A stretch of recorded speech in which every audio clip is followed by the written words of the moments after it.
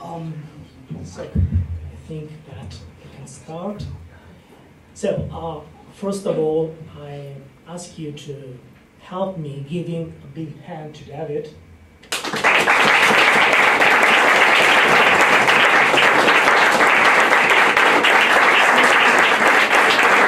you very much for being here with us. And also, thank you.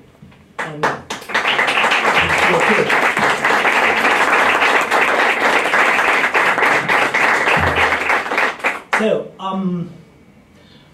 well, you know, I really don't know where to start. David is a legendary figure. And, yeah, well, I would like to tell you that, you know, the memories of playing Zecca and Indiana Jones are among the happiest of my childhood. So I'm very excited, you know, to be here with you. Well, David Fox is one of the founders of the game division of Lucasfilm. And at Lucasfilm, he was part of a legendary team with Ron Gilbert, among others. He co-developed the Scan engine. We'll talk about it. And he co-created Zecca, Indiana Jones, and many others video games. David, it's really a pleasure to have you here, and I'm going to leave you the floor, and you have, well, 1 hour, 1 hour and 50, take all the time you want, and after David's presentation, we'll have time for discussion, questions, etc., etc. Thank you again, and please. Well, thank you for the very warm welcome, and this is my first time in Italy. It's been on our wish list for years that we wanted to come here, and the opportunity, Marco invited us to come. We said, wow, yes, of course, I'd be happy to. So thank you, I'm honored to be here. I gave a presentation about 14 years ago in both Oslo and Helsinki, and this was the basis of that presentation. And then I realized back then when I did it, there really wasn't much of a YouTube, so I had to use slides to update it now with actually videos from I could pull off of YouTube. And it was really fun to go back and you know, instead of a throwback presentation, bring it up to more present time. I would like to start. So I want to talk about my time at LucasArts, at Lucasfilm Games, and specifically the games that I did that were, you know, had some kind of a film tie-in. And thinking back, pretty much all of them did in one way or another, even if they weren't film-based. So I'll talk about that. So where did it start? Well, for me, it started, you know, with Lucasfilm. It was, now it's owned by Disney, but it was a small privately owned company in Marin County, California. Marin County is just north of Golden Gate Bridge, north of San Francisco. It's kind of a upper middle class, relatively wealthy community, but parts are fairly, there's lots of diversity, so it's not just pure white. And George Lucas did this film called Star Wars in 1977, and he didn't want to be a Los Angeles filmmaker. He grew up in the middle of California in Modesto and didn't really like the Los Angeles Hollywood scene, so he ended up wanting to build a film company in Marin County where he lived. And so we all know Star Wars. I saw the film in 1977, probably the first year or two it came out. I had heard about it at one or two only science fiction conventions I went to, they had some previews, and I said, wow, this is really great, I'm going to see this. I had no idea how good it was going to be and how much it would affect me. And then a few years later, there was this other film, Empire Strikes Back, and around that time, George was looking at alternate ways to do the special effects and technology. He had Industrial Light and Magic, which did all the effects for the films, and they were using it the old way, which was building models and doing stop motion photography. They actually came up with something called Go Motion, where rather than taking a picture of a still object, they would actually have it in motion for that frame, so you get a little motion blur by having it look like it was actually moving, which helped with realism. But it's still a lot of work to build all these different models and then having to do single steps. And he knew that there might be something coming up with computers that would help. So they commissioned this 3D animation company in Los Angeles, Information International Inc., to try doing a version of X-Wing Fighter. And it looked pretty good, but it took, like, I don't know if it was days or weeks to render one frame at the time. It was just enormously expensive. I think it was, I don't know if they had much in the way of texture maps and things like that, technology that we have now, that made it look too pristine to dirty it up a bit. But the thinking in 1980 was that at the time, computers and storage just too slow, too expensive, but they're getting faster and cheaper. We saw what the trend was. So we should be able to do this with computers eventually. So let's find the best computer graphics people around and create a new division within Lucasfilm to research this and to figure out how we could do it. And what was born was Lucasfilm Computer Division. That's a picture of the back of my jacket. We all got these bowling, called the bowling jackets, or silver jackets. And they started doing the research to see whether they could do something that would work in a few years or a few decades.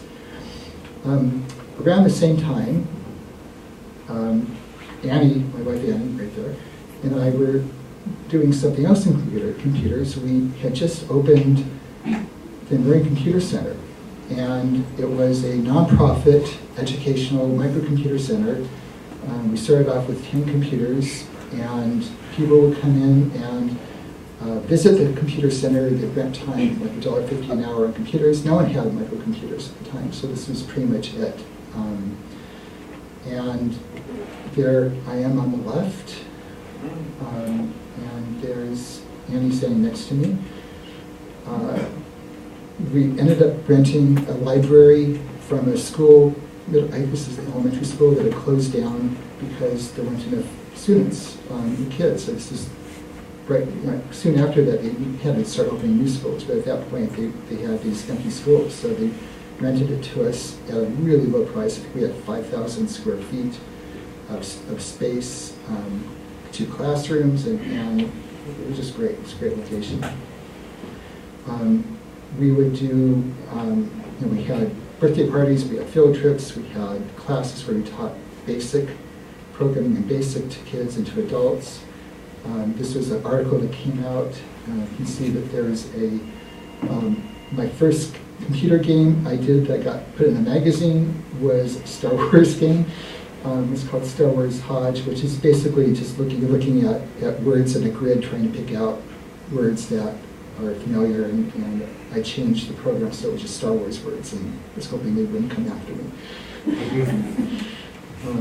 There's Annie. Those are our processor technology, Solve 20 computers. They were an 8080 base computer. The company went out of business maybe a few years after, 4 or 5 years later. I actually had the option of getting this other computer called the Apple II, and went to this company. Just started up. They were just got ready to release their computers, and I drove down to Cupertino, California, and there's these 2 guys with black hair, like a lot of beards, and their names were Steve, and they both started trying to sell me on this computer, like I should get these instead. There was no one else there, just these 2 guys and a whole bunch of these Apple IIs on counters. And I asked if we could do upper and lower case, and they said, no, just uppercase. And I said, well, I can't do any upper and lower case, because I figured everyone would be coming in and doing word processing on their computers. I didn't realize it'd be mostly game playing, and that I wish I had the color and the sound that we didn't have with this. There I am in the upper right, and there's Annie. And this is an example of a field trip. Annie would hold up, would show a computer and ask the kids, how many of you have ever seen or touched a computer before? You might get 1 or 2 kids out of a group of 25 or 30 that had never even seen one before. So this is like right in the beginning of this whole thing. We felt like we were kind of helping usher in the computer age, getting people used to it. We weren't selling computers, we just were educating people about it. One of the most popular games we had was called Star Raiders, and we put it onto our big screen TV, we had an Advent video projector, and kids would spend time on that, and I just really was enamored with it. It also had, I'm sure it was inspired by Star Wars also. It was like the hyperspace jump sequence. For some reason, the enemies looked like TIE fighters. I'm sure this wasn't licensed. But there was something very, very immersive about this. A few years later, while we were still at the Computer Center, I co-wrote a book called Computer Animation Primer. It's actually available online, so you can scan the whole book, so you can actually just look at it and go through the whole book. And half of the book was animation on the Atari 800. This was an example of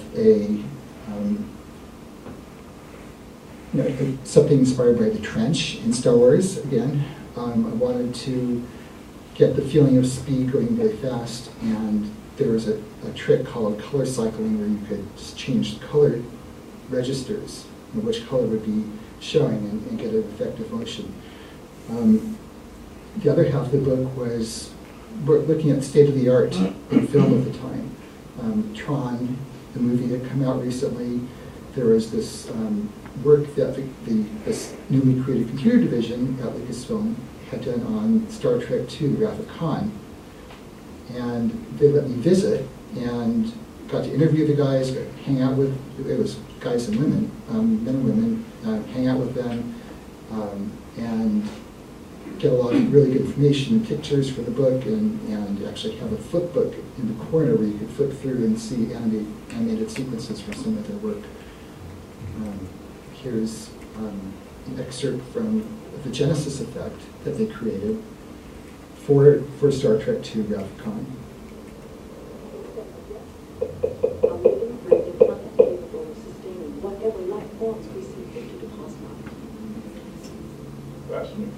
The reformed moon simulated here represents the merest fraction of the Genesis potential, should the Federation wish to fund these experiments to their logical conclusion.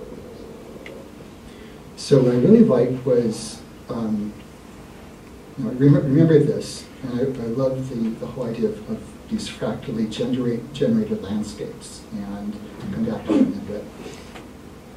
Meanwhile, there's this other company down south from where we were, called Atari, and they had this little game system, Atari 2600 VCS, also 1977. I think there were about 40 million of these shipped in its lifetime, about 900 titles, and they started a few years later, in 1982, they started a this is around right before Return of the Jedi was going to be released. George decided to form some kind of a group to do high-tech entertainment outside of film. He knew this new group would be part of the Lucasfilm Computer Division, and he actually received $1 million from Lucasfilm in funding from Atari. So they kind of created this joint venture to do this. Peter Langston, this guy who was known for doing games had a thing called the PSL tapes. They did games that universities ended up students playing on their CRT terminals. And got lots of press, and Atari Lucasfilm joint venture was created.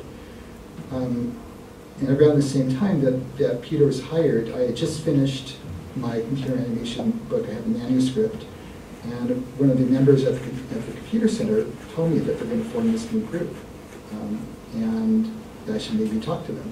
So, well, okay. So I immediately called up Ed Catmull, who was the head of the Lucasfilm computer division, and asked to be interviewed about this. And I had already met him, so it wasn't like coming in cold. And when Peter started 3 weeks after that, I brought my manuscript, and because Atari was the partner and my book was on the Atari, it was kind of like I had this advanced information that, okay, first you got to then you have to write a book on computer animation on the Atari, and go talk to these guys at the computer division. And then when they start up the whole thing, then you'll be in the right position to do it. But in retrospect, it looked really perfect in terms of how I managed to do that. So I was the third person hired.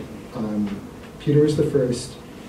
Guy named Rapur transferred from his position as the he was working on a laser printer to print film directly rather than having to use any other techniques. And I guess he didn't like that as much as I did doing games, so he transferred over. Then I was hired, so I was the third employee. This is an article from Atari Connection, 10 tips from the programming pros, and it's actually a good article. You probably find it online. This was spring 1984.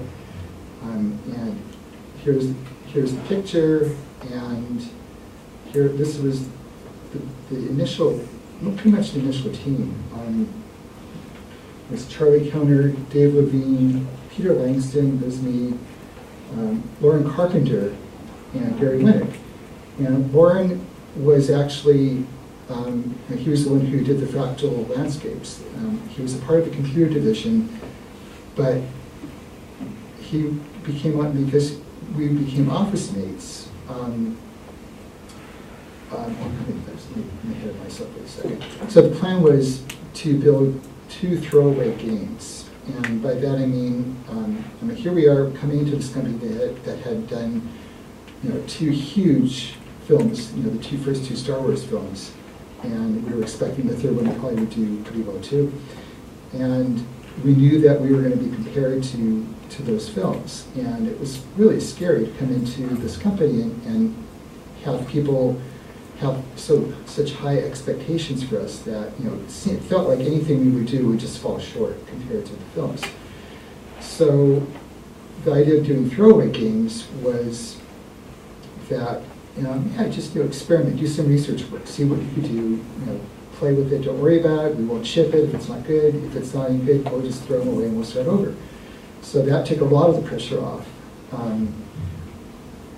And one of the games Dave Levine created was called Ball Blazer, and it actually did get published. My game was called Rescue on Fractalus, and the idea was kind of Star Raiders, the feeling of getting this visceral first-person point of view speed game, but on a planet. And so it was kind of Star Wars, but not Star Wars. In fact, the first thing I found out within the 2 days of being there was that we were not allowed to do Star Wars games, which was a huge, I came to the company to be in Star Wars in some way or another, and I couldn't do Star Wars games. And that was because all the licenses for Star Wars, exclusive licenses, had already been sold to other companies. Like Atari had the coin-op license for the cabinets for the big coin-op games. And Parker Brothers had it for home games, and that was it. So we could do anything we wanted to except Star Wars. So I wondered whether fractals, or those fractal mountains we saw, could somehow be implemented on a microcomputer. And because our own office spaces weren't ready when we first started, I was put into Lauren's office. And again, we always spent time together, so we knew each other, and it was cool. and one of the first days I was there, I asked for him, hey, is it possible to do something like the Genesis effect, the fractal mountains, on a microcomputer? And he laughed and said, no way. And then, I saw that something kind of tweaked. I think he took it as a challenge, and he said, well, maybe there might be a way. So he ended up borrowing an Atari 800, taught himself 6502 assembly language, and in 2 days came back with a simulation of flying through this landscape, a fractal landscape, which ended up being the basis for the game. So I really wanted this experience to feel like you were flying an X-Wing, even though we weren't, of course. I wanted the same kind of experience in this film. Use the Force.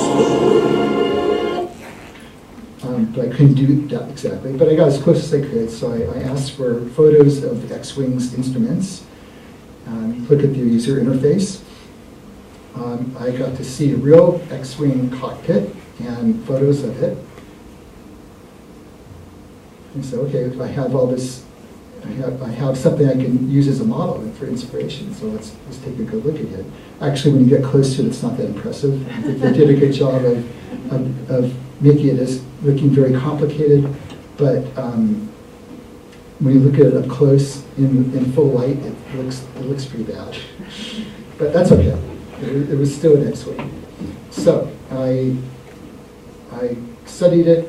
I tried to do everything, and I faithfully adapted it for the Atari 5200. This is my drawing, and this is about what I figured we could do. Here's how it actually looks inside the game. And let's take a look at the game.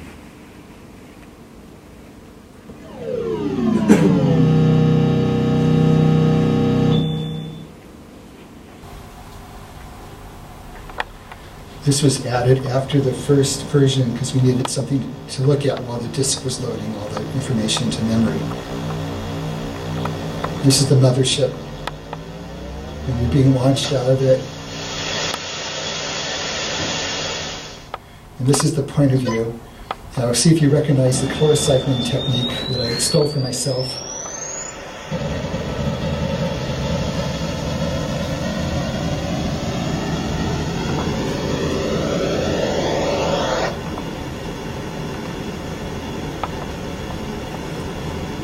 And the atmosphere, which I stole from the Genesis effect.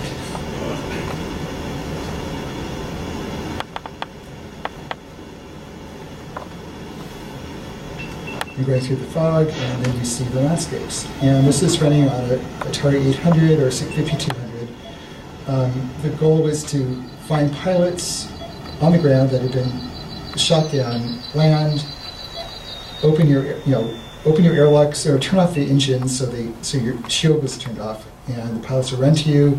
When they get to you, they'll knock on your airlock door, and you should open the door. If you don't, they'll die eventually because of the atmosphere, and then you take off and try and find another pilot. And later on in the game, you find out that something strange can happen. There's another pilot.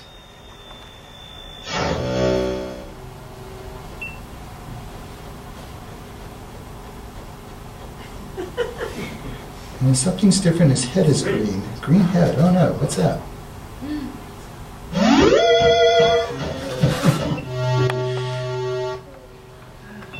And you take off. And this is, I guess people consider that to be the first jump scare in a video game. And because we, well, I'll come to that in a second. So when I was designing the game, in the original design, I didn't have any shooting. I figured, okay, we have fractal landscapes. I didn't want to have people shooting these other, even if they're aliens, I didn't want that in the game originally. So the idea was all the guns had been removed from inside the ship. You make more space for pilots you had to rescue. You're essentially an ambulance. To destroy the enemy, you would have some ace flying, you fly really well through these mountains and make hard turns, and the aliens following you would just crash into the mountains and they die. That was it. So in retrospect, that was a really dumb idea. But that's what I showed to George Lucas. And first thing he asked was, where's the fire button? And I said, well, there is no fire button because you're just rescuing pilots. And he said, he asked me if I made that choice because it served the gameplay, made it a better game, or if it just served my personal values. And I had to tell the truth. And added a fire button. He also had the brilliant idea for the aliens being pilots. He wanted to add more tension to the game. There should be some tension. So Gary Winnick, at the time, wasn't working for us. He came on as a contractor. He did some concept art of what the aliens could look like. And I just discovered this. I forgot that I even had this when I was going through my boxes. So you're probably the first audience to see this picture. And he got down to what their their biology, what their feet look like. And there's another one I have that shows their footprints. And then he did the animation afterwards, since we decided that this is what we liked.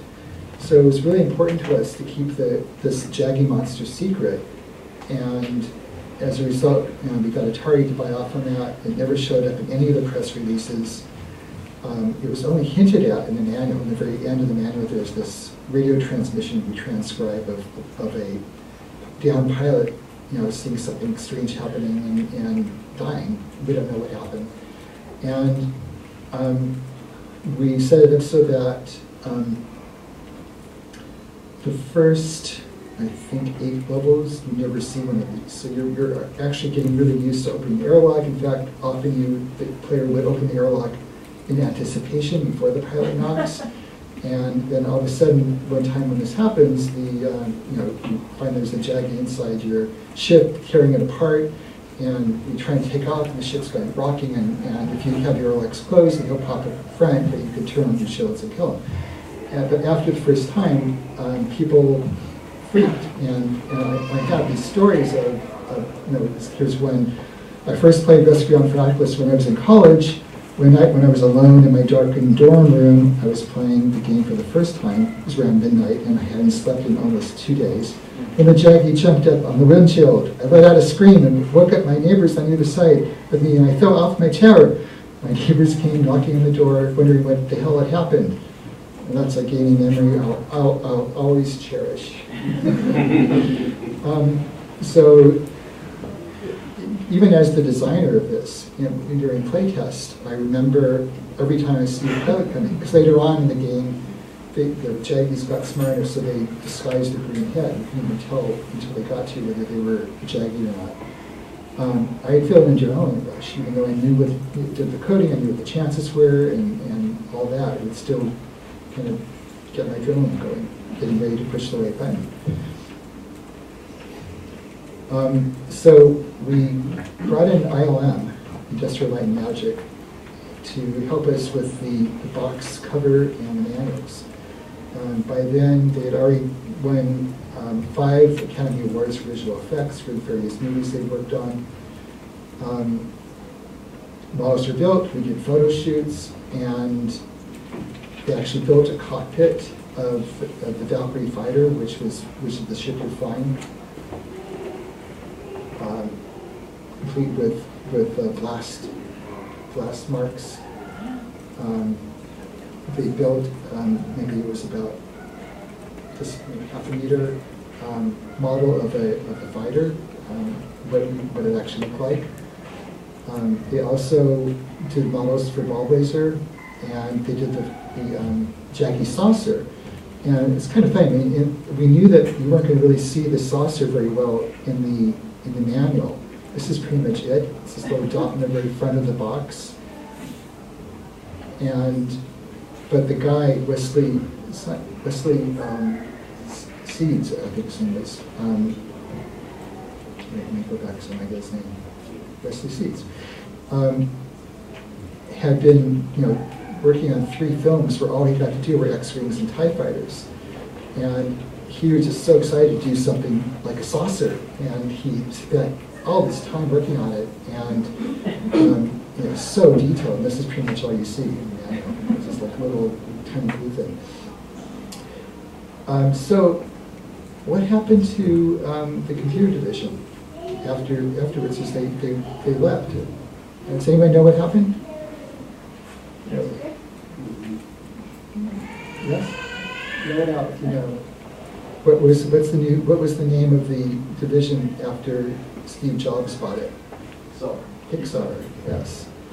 So the same team ended up at Pixar, where they really wanted to do movies. They didn't want to do research anymore, and they got to be free to do that. Then, in 1986, anyone know what these two guys worked on? The name of the film? It's Labyrinth. Yes, Jim Henson and George Lucas.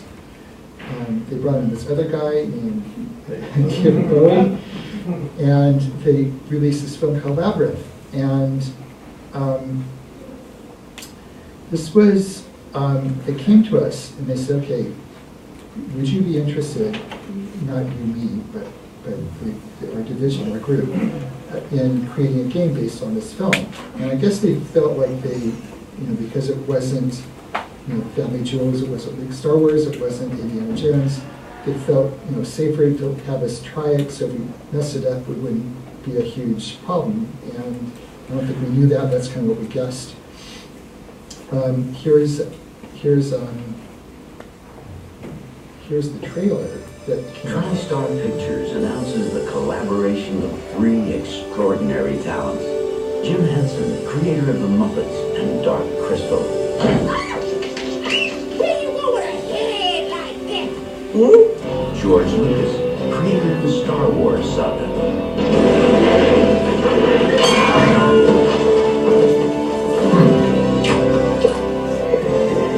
So what we're trying to do here is look at all this footage that we got. We got a lot of stills, that's some early footage, and how can we use that in the game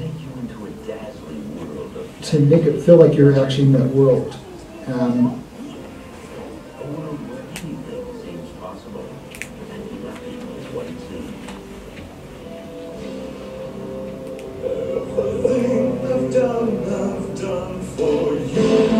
That's the coolest thing.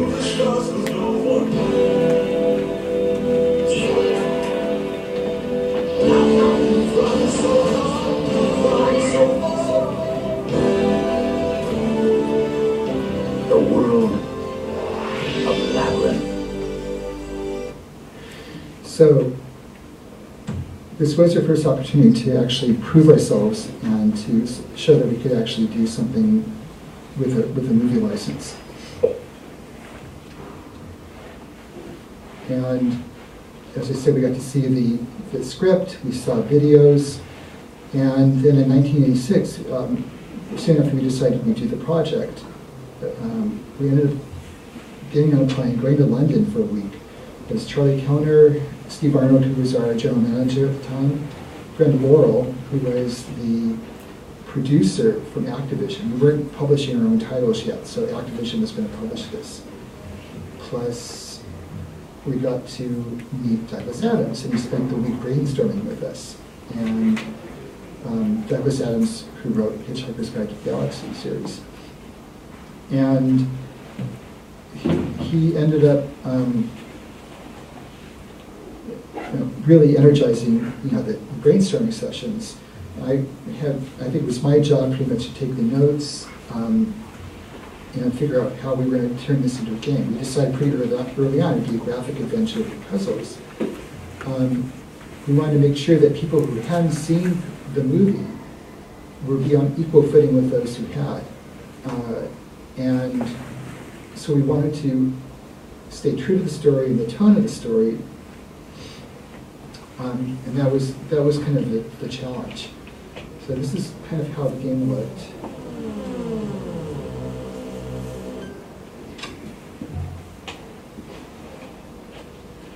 So let me stop for a sec.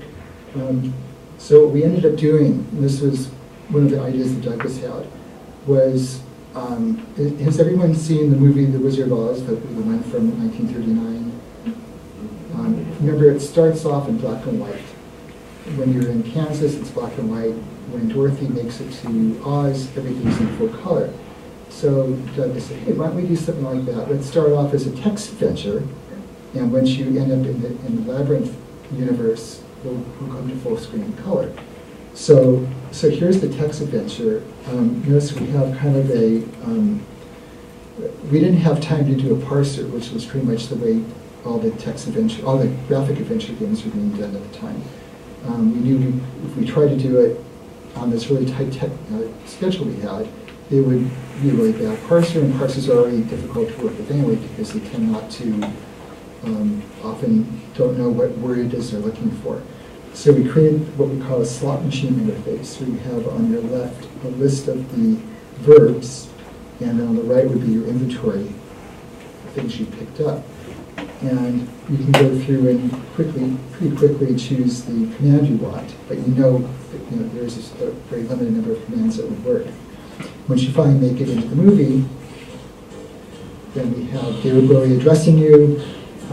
You in the first row, whatever name you put in, he addresses you. We've been watching you, we know everything there is to know about you. We even know of your weaknesses. These weaknesses made you my thrall. So he basically is taunting you, telling you that you have a specific amount of time to complete the adventure, and if you don't, then you lose the game. And I think that came from the movie also, the time limit, so we tried to pull that in. There's our player avatar walking into the labyrinth from the from the movie screen, and from this point on, we use the same interface. We did kind of a scrolling, side scrolling. There's a scene we saw in the movie with the hands, and we did scaling cell animation. The same animation system was used within Scum and our later graphic adventure games, so we kind of pulled from that. Here the character walks away, they'll scroll downwards. And that's pretty much it. So,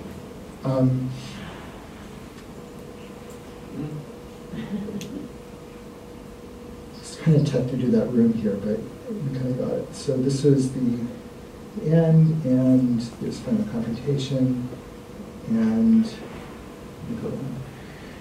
so the game came out. It did okay, but the movie didn't do that well. So it's hard to have a really successful game based on a movie that wasn't that successful. In terms of games being successful, I think they did better than that, but maybe because the movie wasn't a big hit, Activision didn't put a lot of money into marketing, so the game was kind of a hidden gem maybe. Some people have great memories of it. Interestingly, the film became much more popular years later, and it's now a cult classic. So maybe we re-release the game, that'll be a cult classic too, I don't know. So here we are back in 1986, and we all packed up, and we get to move to Skywalker Ranch. And this was the brand new ranch that George had built in Marin County on, how many acres did he have? Is it like 5,000 acres? It's huge, really huge. Address of the ranch is 5858. It's actually on a street called Lucas Valley Road. It was named Lucas Valley Road before George was even born. So it had nothing to do with that, but it's kind of an interesting coincidence. Watch for this address later on. This is the main house. George built it with a story, like he does everything with a story. So the idea was the house was built 150 years earlier. If you looked at the architecture, there are different types of architecture showing as if different additions have been added over the years. Inside the house is this great library. It's amazing, it's gorgeous. Watch for the staircase, this will show up again. So around this time, Ron Gilbert had been playing a lot of the Sierra Online games, and kind of made up a list of things that he thought were not great about it, things not to do. One was don't kill the player, and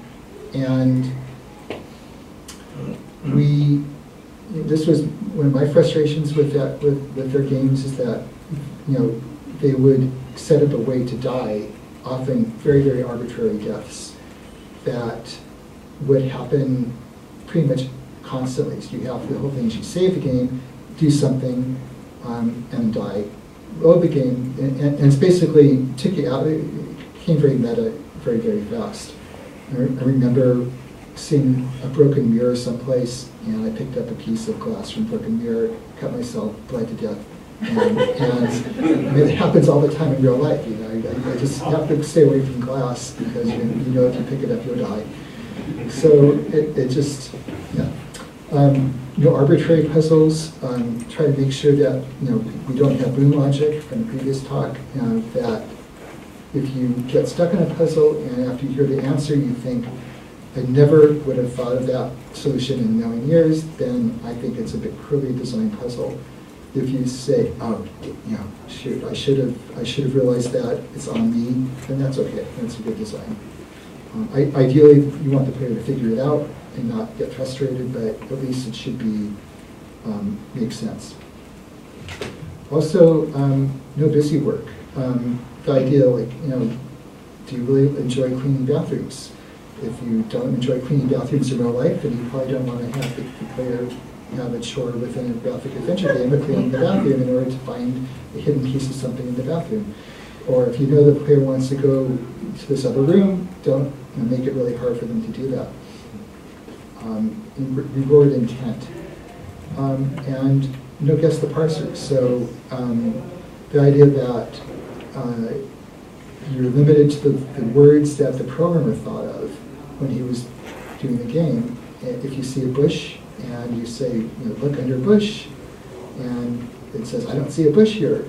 And you say, well, he was looking for the word shrub or something. There's going to be some other names for it, but you might not be using the one you think of. And that's frustrating because, again, you're not rewarding the intent also.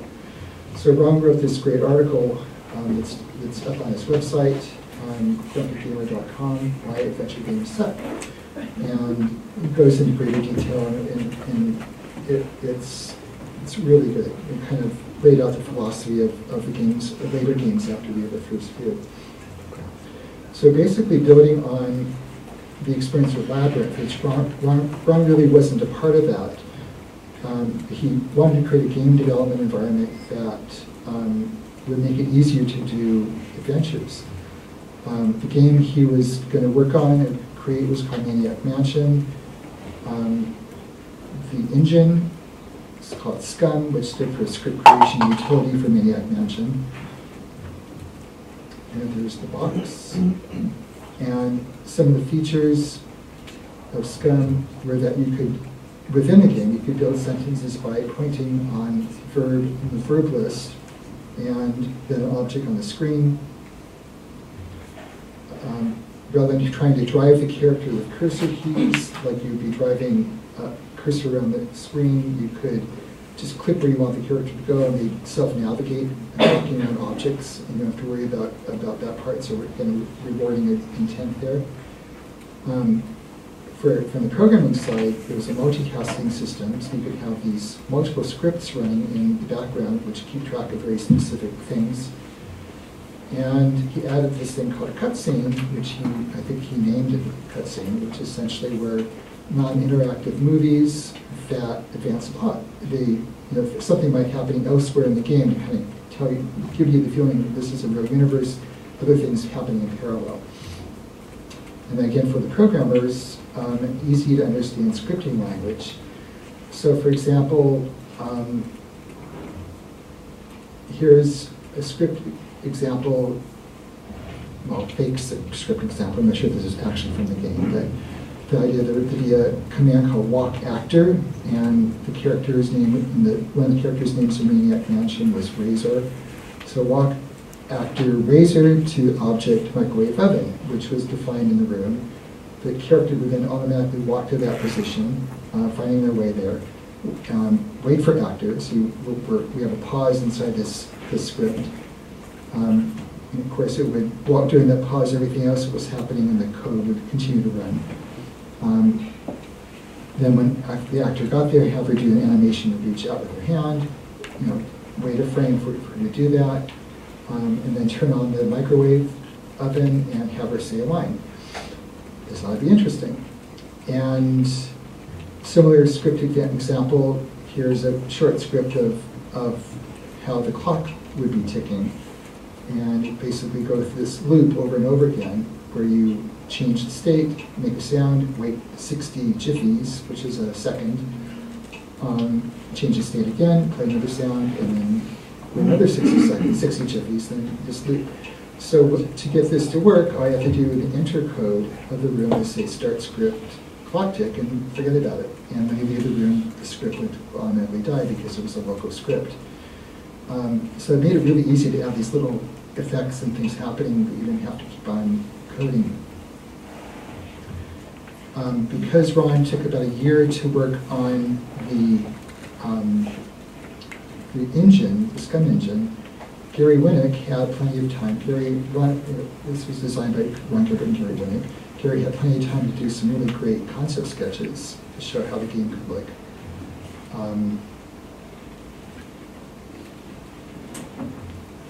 These are this is the concept sketch of the family that you're going to be dealing with.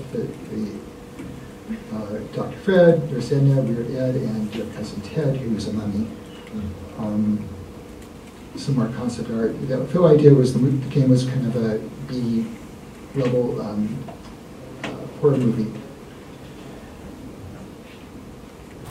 And in the box, this turned out to be the first game we published ourselves. So we designed the box. We kind of got really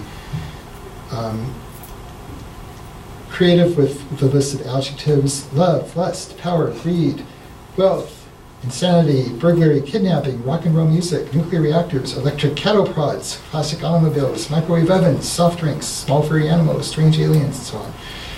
But it turned out that one of the words we used, lust, was not acceptable to the very large distributor, Toys R Us, in the United States.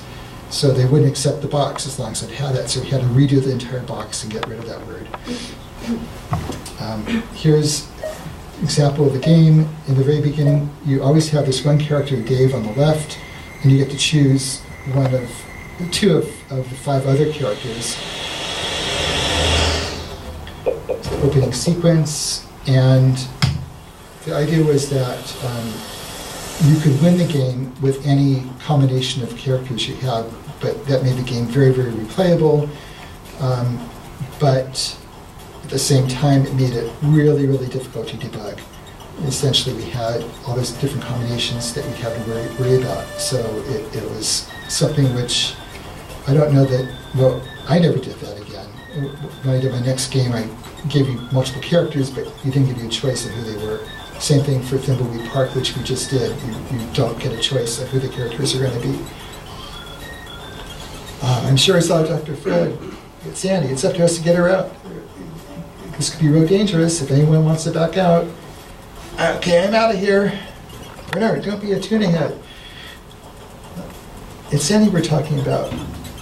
So this is all cutscene, and then at this point you get control. There's your verb interface in the bottom. You can say unlock the front door. So use front door, you pick up map. You're basically building your sentences. Here's the spiral staircase. And here's another cutscene. This is Dr. Fred holding Sandy.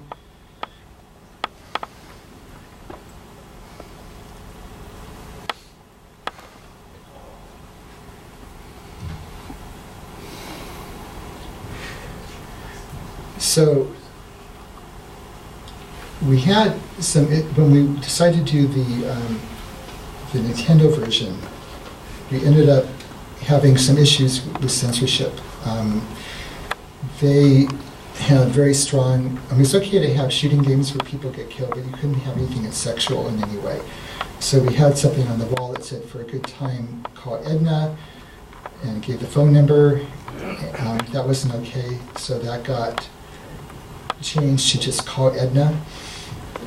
There was a room, Dead Cousin Ted, who was the mummy, had a pin-up mummy on the wall.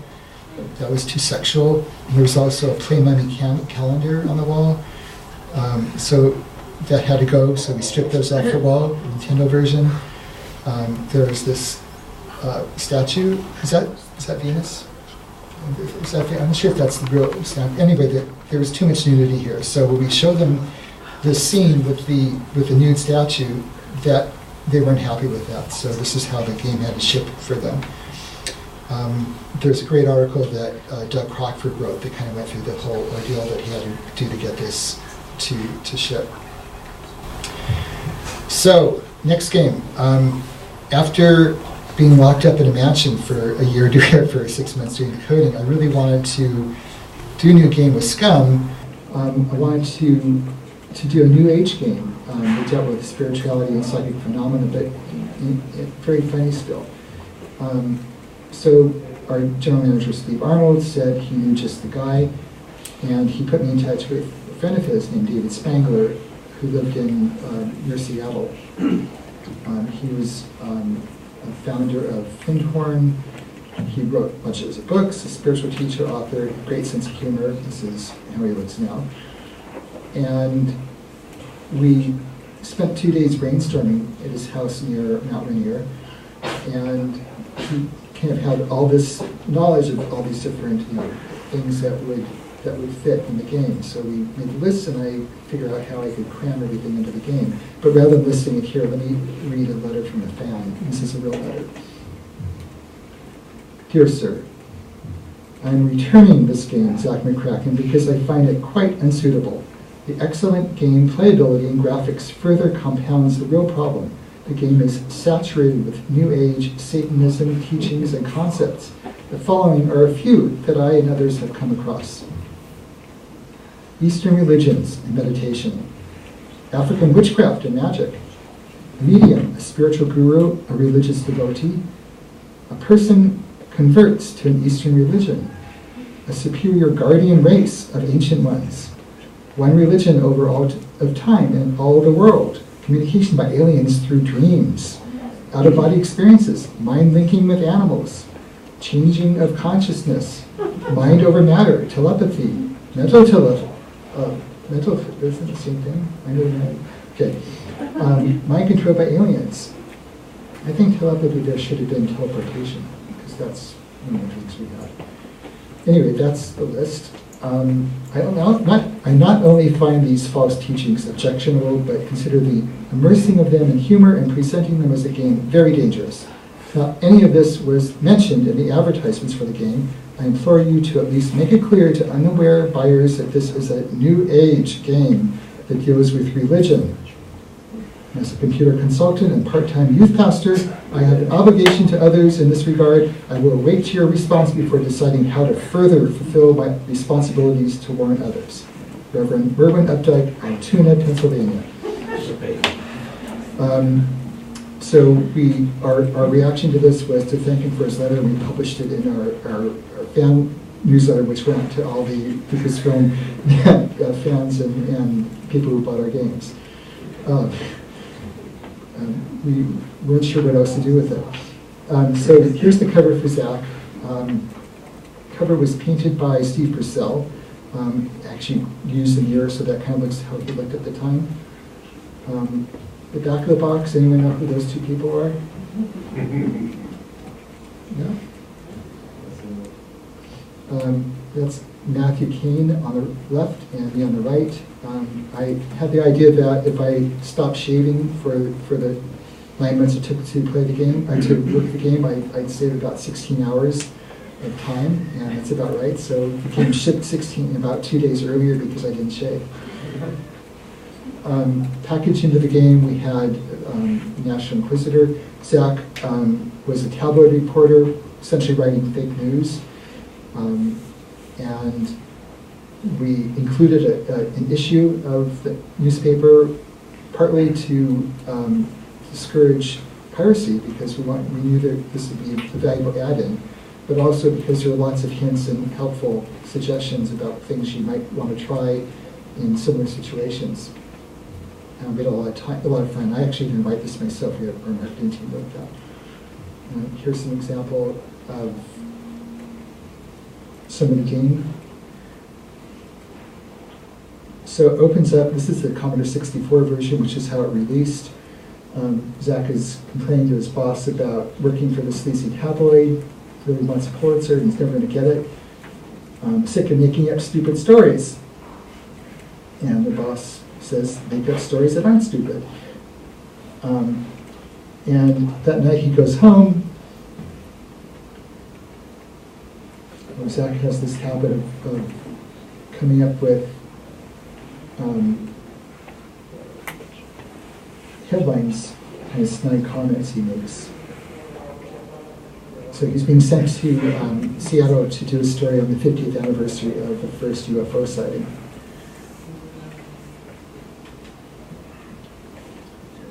So even though we did the game 30 years ago, we set the game in 1997 to match the 50th anniversary.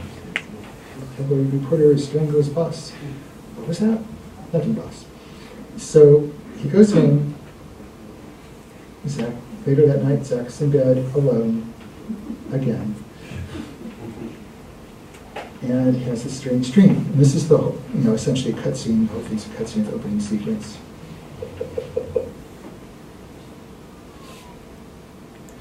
And the dream is significant in that it basically shows him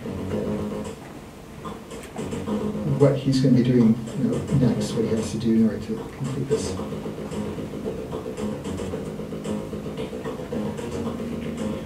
He sees the space on Mars. There's a map with spots on it of a version of the Earth.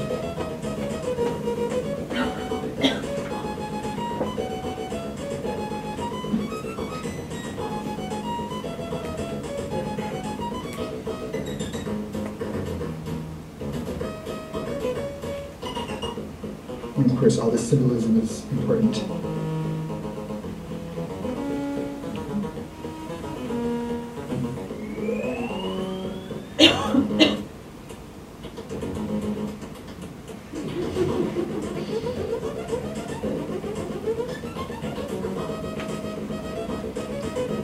Those glasses, and how many people have played this game? I'm curious. Raise your hand if you played Zecca the Kraken. See a few people.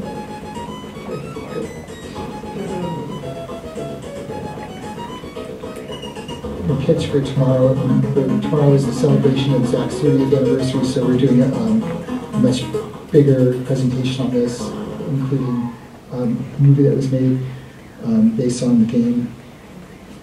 So you guys are here for that. So this is the Commodore 64. This is the EGA version, the 16-color version for PC. And then we also did a 256-color version for the FM towns that use a CD-ROM audio track. We also, you can see there's a poster there on the wall for Indiana Jones and Last Crusade.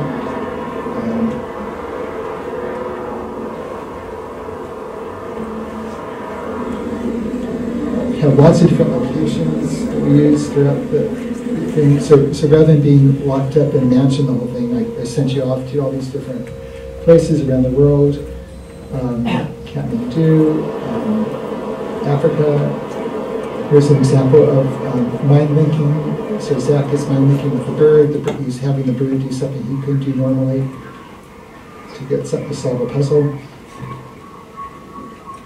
Can switch characters like we could in the mansion, but it turns out there's two co-eds, two college students who also were getting dreams that told them how to build a space shuttle out of their VW bus, and so part of the game takes place on Mars as well.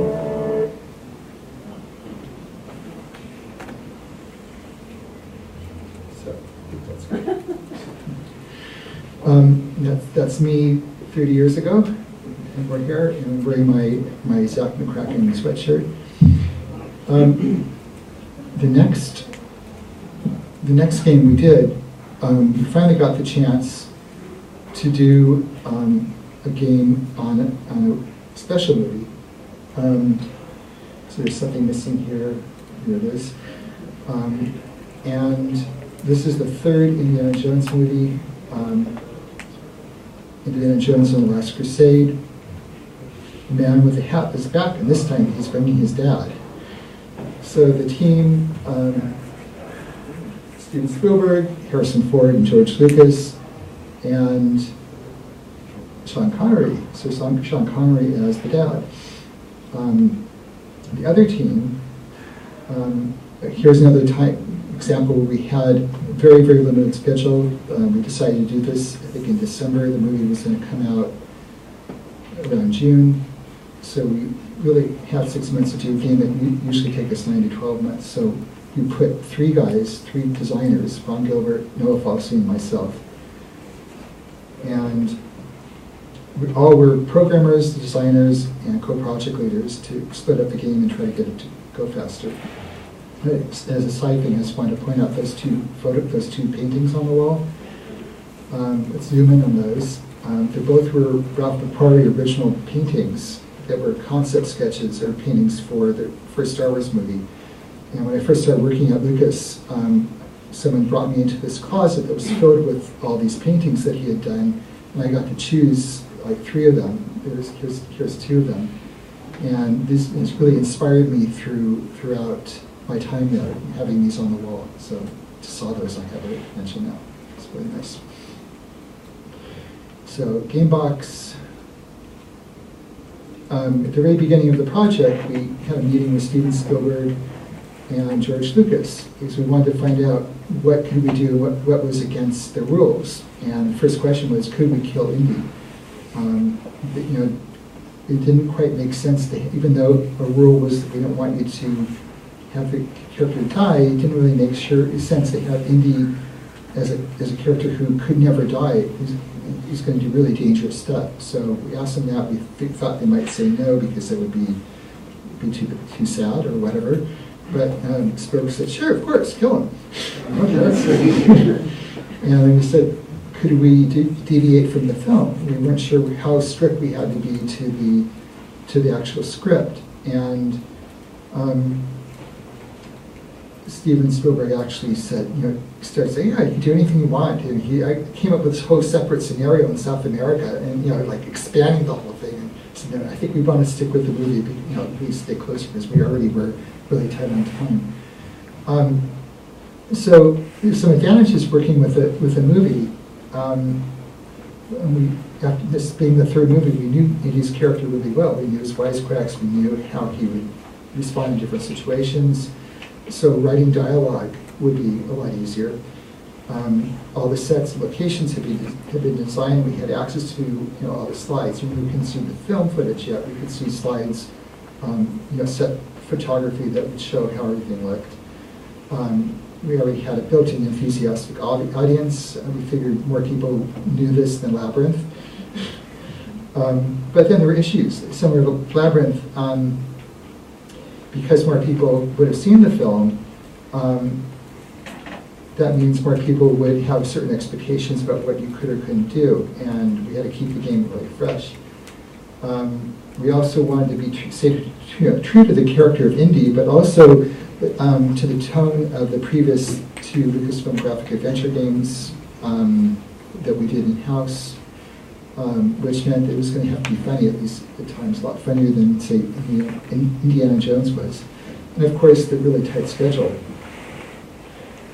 So we came up with a few ways to work on this. One would be to,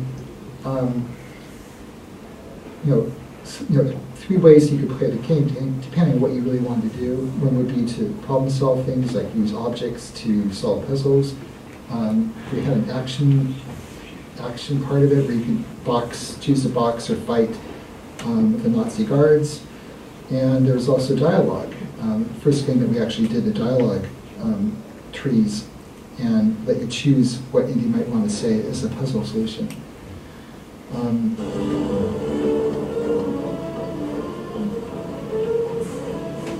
We also had a bunch of sequences that were in the movie that we really wanted to put in, but we just couldn't. There's just, again, no time.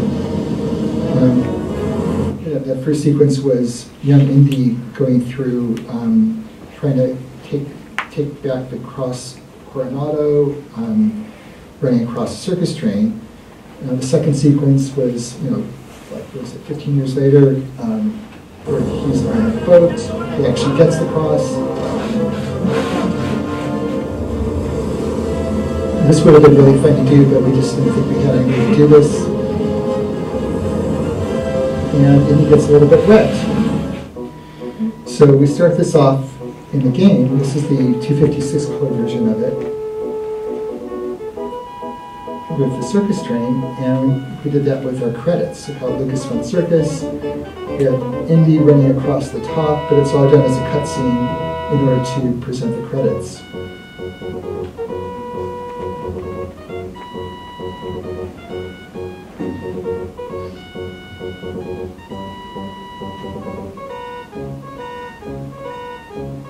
Notice on that screen, we wanted equal billing. We couldn't figure out how to do it, so we tried to arrange it so that the first name was at the bottom, which kind of made it seem across the three names they were about the same, right? Rather than 1, 2, 3 from the top down, have them shifted.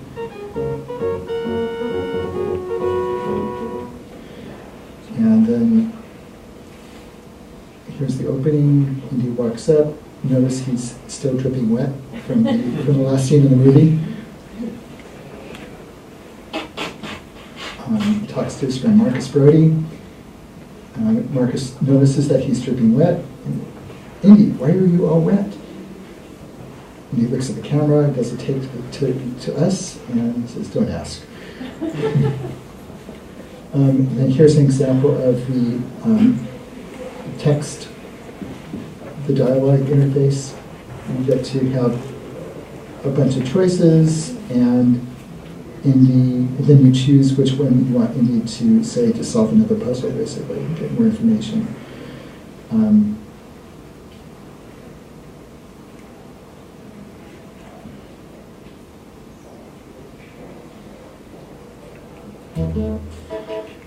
Also had a try to match the movie in terms of Indy flying to Venice. I thought this was really appropriate. In the opening scene, there's Elsa coming in, and it doesn't actually look like this. I was there yesterday. I now know what it actually looks like, but we took some artistic license. We also used dialogue straight from the movie from time to time, when we thought was appropriate, and sometimes totally changed it. We didn't want Marcus to have to tag around, so we just put him on a gondola ride. There's the footage from the movie down below. Indy's inside. All right, let's go.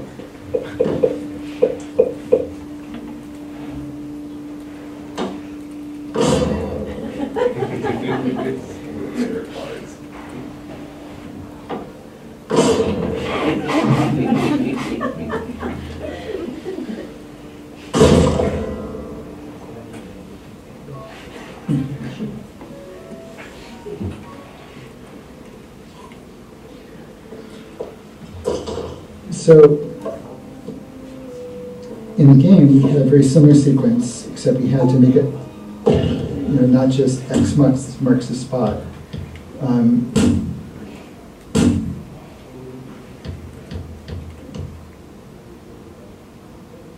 he takes the stanchion out of his pocket. Pause for a sec. Something we had to do in this game that we had not done before was, around the time we were doing it, we saw a new version of one of the Sierra games, which we considered to be our competitors. They probably didn't notice that we were around, but we definitely knew they were around because they had been doing graphic adventures, and at least in the United States, they tended to sell maybe 10 times as many copies as we did. Whereas in Europe, we were the ones that sold most of the copies of the games. And they had a lot more animation in their recent games than we had in ours, so we created this whole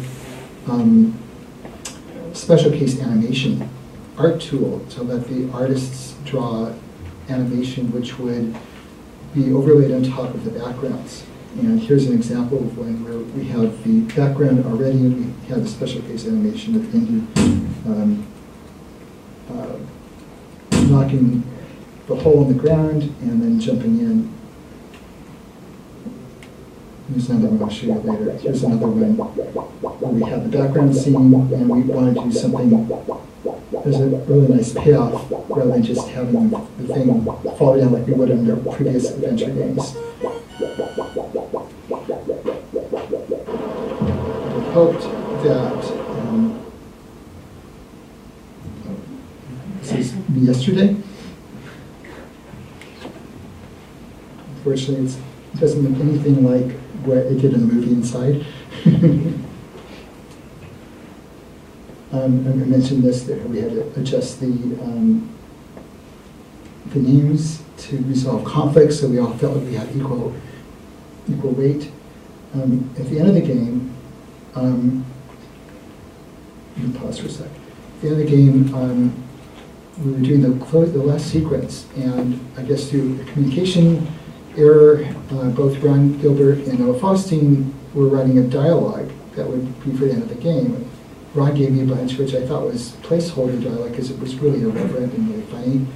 And Noah gave me a set which was much more serious and closer to the film. And when I found out that both of them had intended their dialogue to go in the game, and they both didn't want to back down, I came up with a solution of using a random number generator to let the game decide which one to do every time you play it, so it tends to be different. And then, a few times you would take some from both. If else.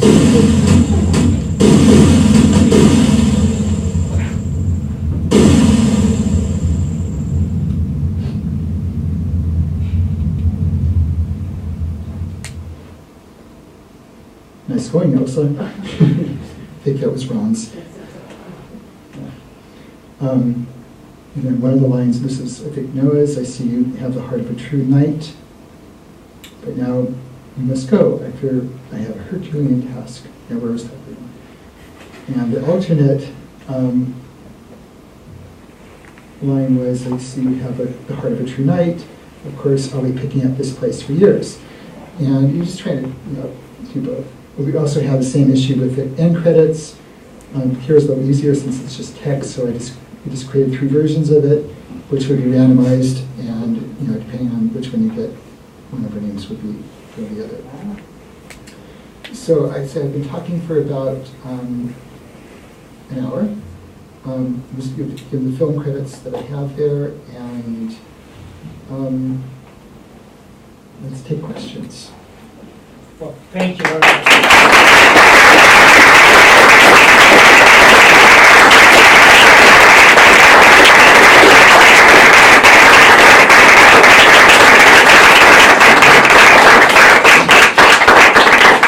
And also, if you want to reach me, you can either go through my website, electricveightplant.com, or I'm on Twitter a lot, at David B. Fox. So, questions? So, who's the first? I have a question, but I want to expand it to Mauro as well. About the actual scenery of the adventure game. And that's it. Do you see titles like Telltale Games or Life is Strange as a natural evolution of the graphical adventure or a side mutation? So, I see, let's see if I paraphrase that. Basically, are some of the current games, are they an imitation of the graphic adventures, or are they? Not imitation. Mutation. Mutation. Well, I feel like there was this evolution. you pretty much covered, which was, to dumb down the interface, to make it simpler and easier for people to do it, with the assumption that modern players wouldn't be happy with actually having to figure out which words to use. So you basically turn into, we have this derogatory word the term we use called walking simulators, where you basically are walking through this somewhat interactive experience, but it's really, there's not a whole lot you can do or choose. It's very, almost real-like in the way you're playing through. And when we did Thimbleweed Park, we really wanted to go back to the old style where you had lots of choices and actually use the verbs to open up a whole bunch of funny opportunities of things that you couldn't do if you just had use. That totally goes away. It just gets very antiseptic in the sense, or very, very closed. So we wanted to make sure that you had as much freedom as you did before, and that's why we stayed with that. I guess you could find some way between the two and go back to like a coin interface where you have more verbs, but because the Kickstarter was intentionally set to pull in those people who love the old games, we had to go back to that interface. Interestingly, this is something you kind of talked about, it was really, even for the fans, the 18,000 people who backed the game on Kickstarter, there's some that were really, really adamant that it'd be exactly like the old games. So they were upset when we changed the fonts of the interface. So we gave you an option in the beginning of the game where you could choose the old style font or the new one. We also had an innovation where you had the sentence line was attached to the cursor. We gave you an option to go back to having a separate sentence line, and that was really for the diehards who really wanted to be a certain way. We also did something where since we were actually playing on a much higher resolution computer than the resolution shown here, we often would have multiple resolutions on the same screen, which was also a huge no-no for a lot of people. They wanted one pixel size, only one pixel size. And I think we tried an option which disabled that. It looked really bad. It was really, and we figured, okay, we'll just let them be angry at us. Mm-hmm. So maybe because when you do a Kickstarter, you bring that along with the funding, the method, because people are already paid, and so they feel to be right. entitled to ask and to pretend to you to do what they want. And in fact, in the drawings we used on the Kickstarter for that game were much more Maniac Mansion style, Commodore 64 style graphics. And then because the Kickstarter was so successful, we actually had enough money to hire Mark Ferrari, who's this brilliant background pixel artist. And we immediately upgraded the look of the game significantly from, say, 1987 style to 1992 style. And there were a bunch of people who were really upset that we hadn't made it look prettier. So, most people were really happy that it looked that great, but some weren't. So it's interesting. Mm-hmm. You should have done maybe 10 different games and a very, very long menu with all the options to choose what was the version. I wanted to comment on something that you were talking about too, about the in-jokes problem. When we did the game, we were all focused on the backers. And they essentially were our bosses. They hired us to do this game. And so we knew that they were huge fans of our old games, so we took every opportunity we could to put in as many in-jokes and references and lots of self-referential humor, meta jokes into the game, and probably went overboard. And the initial, the response of the backers was great, they loved it. But the initial reviewers, lots of them were complaining about all the meta jokes and all the in-jokes. I mean, the line you showed of Dolores with the Sierra game, that's the, I believe that's the in-jokes off version. The in-jokes on version is a much more of a diatribe that she goes into by hating that. It's just, That was my line, by the way. I wrote that dialogue because it was my own pet peeve. And we just tried to cut it back. So after maybe a month or two, the game came out. We released a new version with the in-jokes off option by default, and you had to actually ask for the jokes in order to get them. And those who didn't know about it probably never looked at option menus anyway. What was the other joke we had during Kickstarter?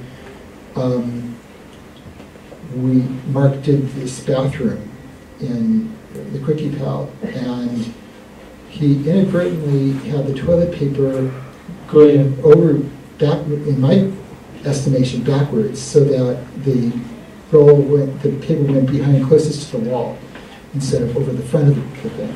And we had this huge outcry from everyone on the internet saying, "How could you do that? The toilet paper's wrong." So I think there was actually a tongue-in-cheek article from one of the major gaming websites that kind of blew it out of proportion to make it into a funny thing. And Ron said, okay, with fake anger, okay, you asked for it, we're going to put in an option. So we redid the art and gave you the toilet paper under option and created the Yeah, I think it's very funny because it's very funny to know all the process. Because with Kickstarter and all the dev diary, you can read, you can know this kind of things, and it's something that broadens the game and the fun of it. Yeah, I think Ron did a brilliant job of I've never seen a Kickstarter managed this well before. Usually someone goes off, they get the money, they go off and they do the game, and you don't hear from them until it releases. And sometimes it never releases, so you really don't have any way of knowing what's happening. But Ron was writing blog posts like 2 or 3 times a week. I think I wrote one, Gary would write a few, we kind of give the task to everyone. And then we also started doing these weekly podcasts, stand-up meetings, where we actually had our meetings with Ron, Gary, and I on the air. And talked about issues we were going through, and often Ron would say, okay, Mike, stop recording. And he didn't stop recording, and we'd have these little things that we would say thinking the mic was turned off, that of course he would publish also.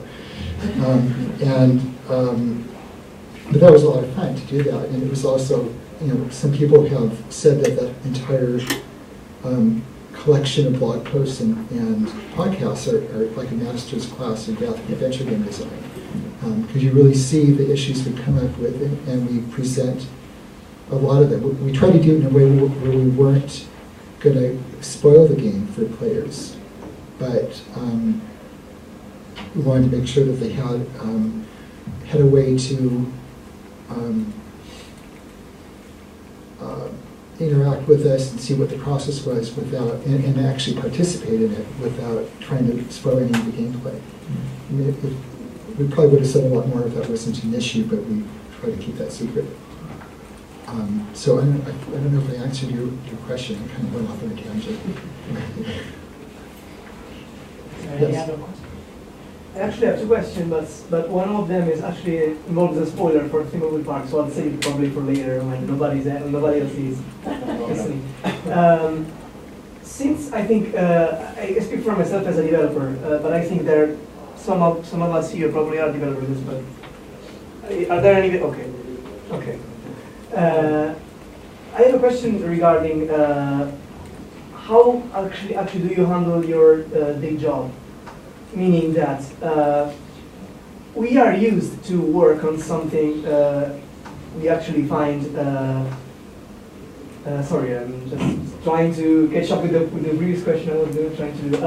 Okay, so basically you showed us how you handled Rescue Fractalus, and you said basically we showed this version that had no shooting and no violence in that. Then we had to change it. But you also had tight time schedule to do stuff. And this was kind of shows how easy it was for you to just come up with stuff and put them into the game. Something that later on in the Scum engine was even more easy, because you could talk about stuff the morning, and after lunch you would have that implemented in game, which is something we are really used to now. So if I have an idea, I can change my code at my leisure and just do anything like that. But how do I handle the, let's say, this power of changing stuff all the time? How do I set myself to deliver something in a, say, in a quick and easy way without scope creep? Let's say that like that. Yeah. So see if you can paraphrase that. Sorry about that. So that's good. Basically, on Rescue Fractalus, George comes in and has us change major part of the game. And it was a major part, a major change. And the advantage to that was that we didn't have a schedule at that point. Because they were intended as, for this first two games, were really R&D type games, we didn't have a deadline. There was no marketing department. No one was saying you have to get this game done by a certain time. They gave us pretty much as much time as we needed to do it, and we took it. We took the time we needed, and took the feedback and figured out what part of his feedback we could use and implemented that. We did not have him come back a second time to test it, though, just in case. You asked about, with modern tools, where it's much easier to make major changes and try things. How do you balance that, having all these great new ideas with the fact that you might have feature creep and a game which never ships because you keep on adding more and more stuff to it. And it does take discipline. It helps if you have a specific budget you're working towards. In the case of Thimbleby Park, we did have a budget, and which was really the Kickstarter funds. Ron ended up going out and getting another $300,000, $400,000 to help cover additional ports and marketing and other things that really weren't covered enough in the Kickstarter. So it was about $1 million budget for that game, but it was a set amount of money. And more than anything else, the money kind of determines how many more features you can add. Ron really was the taskmaster in terms of. I remember at some stage he lost some money for quite a while. Then it was just a bug in the document.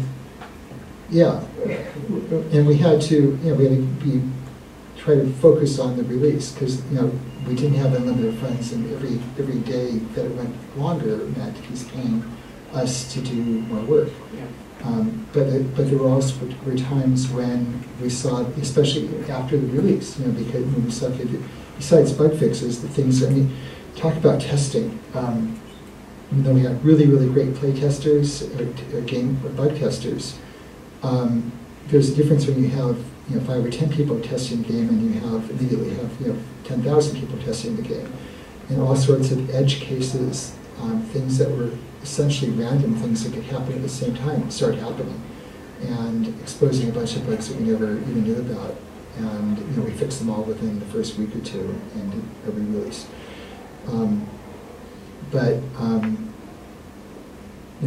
Based on feedback, Ron went back and we did a major update to the game a few months later, which included the hint system. There's a lot of people who were complaining that, we saw that when we did the casual, ship with the casual version, I think. But especially for casual players, they were going online and finding walkthroughs that were designed for the regular mode, the hard mode, and getting confused and sending questions to our support line because the walkthrough they were going through didn't match the game that you were playing. They were playing the casual instead of the hard version. And at the same time, one of our fans, woman in Australia, had created an online hint system for the game. And we basically took that as the basis and then expanded it. And because we were doing it in the code, we knew where you were in the game and what you had done, so we could make the hints more customized to where you were to give you a little push. And then another big area that people were complaining about was that the main characters that you were controlling, the 5 main characters, couldn't talk to each other. And yeah, you did. Yeah. And you know, so Ransom and Reyes, they walk into the same room, and you couldn't just say have them talk to each other, or even more, you know, Ray and Reyes, the two agents. So that was much more of a change, because it meant going back to the sound studio to record new dialogue. And I think Ron had considered doing this initially, but he couldn't come up with a way to do it that wasn't really like trying to solve it, create a hint support system between having them talk to each other, like, what do we do next? What should we do this? And since we already had the hint system, we kind of pulled back and said, okay, let's just talk about keeping them focused on where they are in the game, and throw in some backstory and keep it lighter. And also, when 2 characters walk in the room, they haven't seen each other for a while, they'll say hi to each other.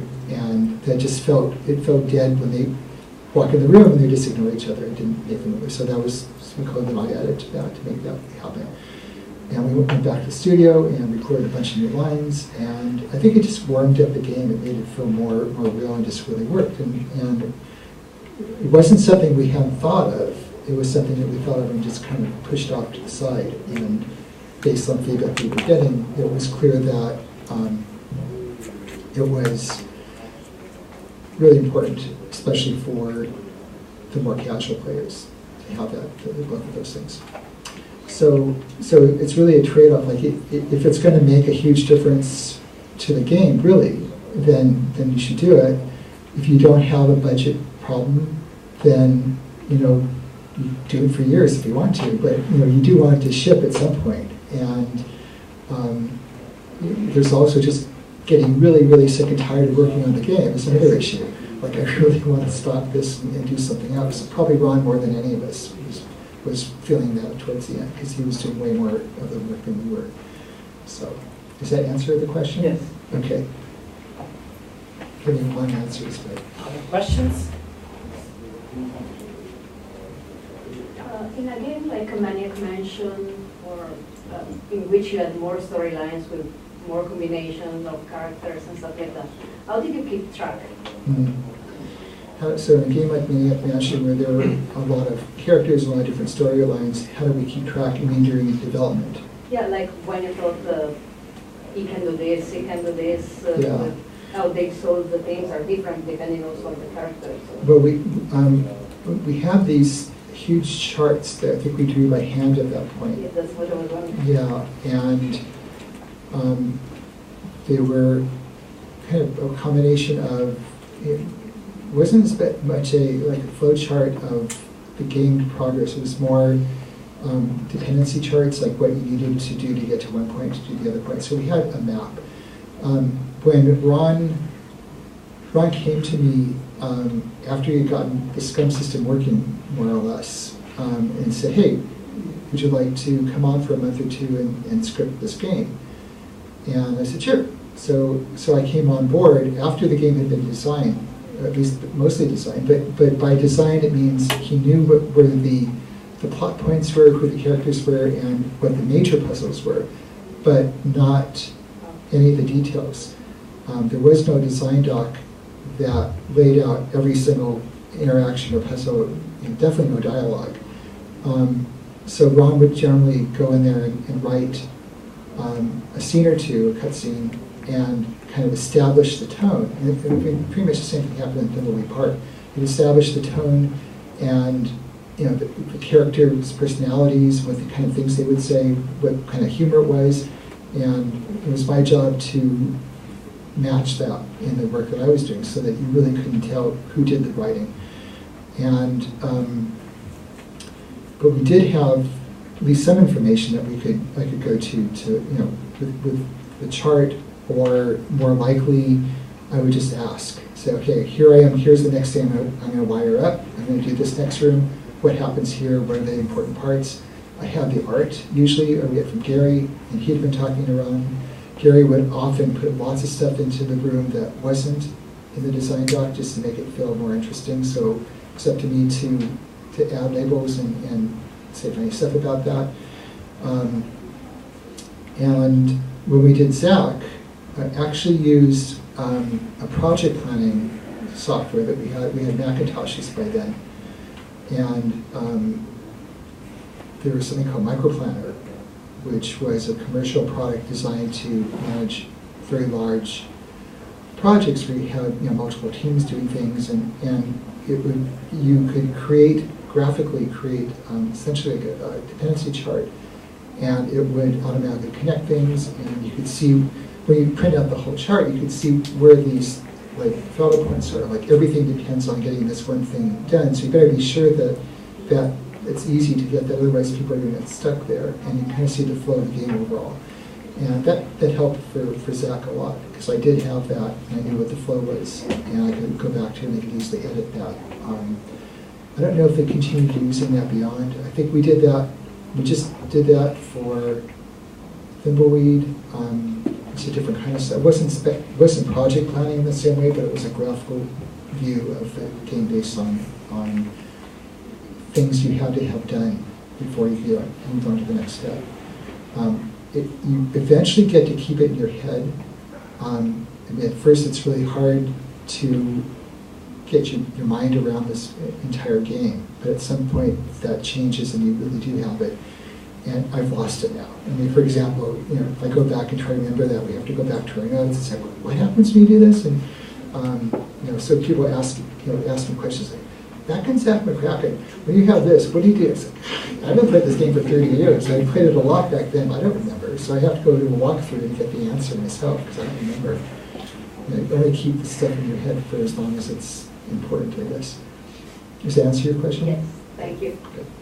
I got a question. Just a quick one.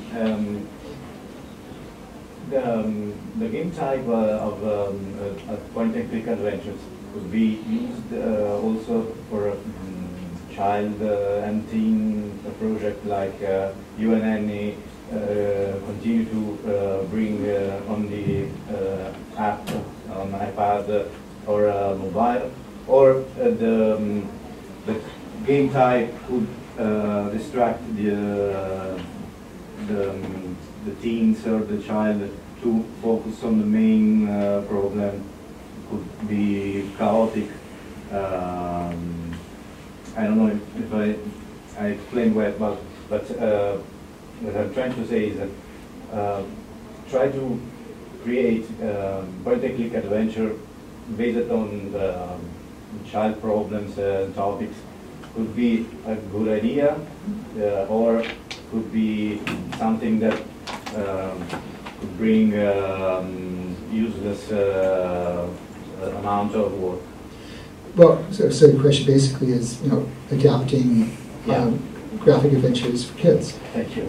And interesting you asked that question.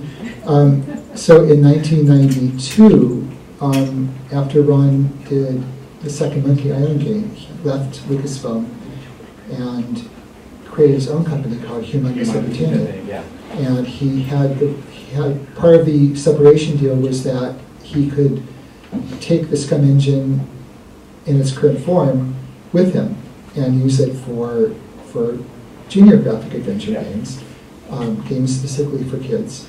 And that's what he did. In fact, he hired Annie, my wife, and Lori Bauman, who is Steve Arnold's wife, who both had been working on screenplays for years together, and Lori had a long background of doing interactive Laserdisc titles for trainings.